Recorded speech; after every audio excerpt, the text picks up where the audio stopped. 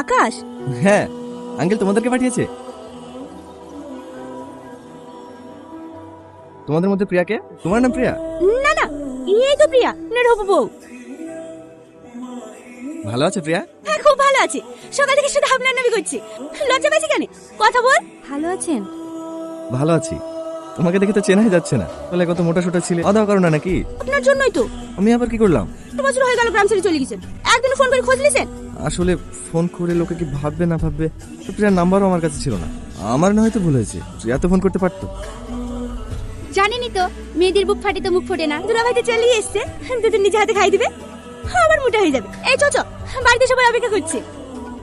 দুলা ভাই, আপনারা দুজন পাশাপাশি বসেন। না না, আরে বসেন না।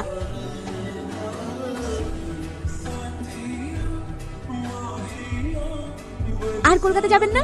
আবার কলকাতা কি করতে যাবো? পাশে ফাইনাল পরীক্ষা হয়ে গেল যে।